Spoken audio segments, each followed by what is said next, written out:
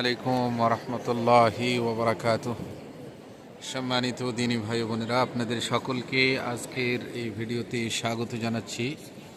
মহান আল্লাহ তাবারক ওয়া তাআলা আমাদের সকলের নেক আমলগুলো কবুল করে জান্নাতের পথ সহজ করে দেন, আমিন। দেখুন কত ভিড়, কত জনজোয়ার, তারপরেও কোনো রকমের চিৎকার নেই, হই হুল্লোড় নেই। আল্লাহ রাব্বুল আলামিন এই শহরকে কত আমানতদার শহর, শান্তিময় শহর বানিয়েছেন। আমরা সরাসরি সেটা উপভোগ করতে পারি, সেটা দেখতে পারি।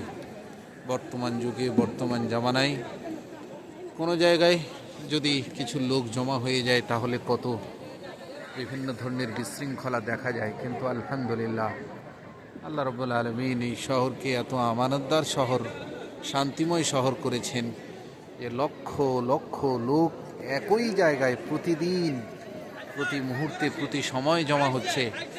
তারপরেও কিন্তু কোনো রকমের চিৎকার নেই, বিশৃঙ্খলা নেই।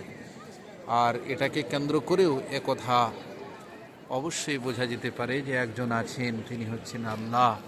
ওই আল্লাহই তো এই শহরকে আমানতদার শহর, শান্তিময় শহর বানিয়েছেন।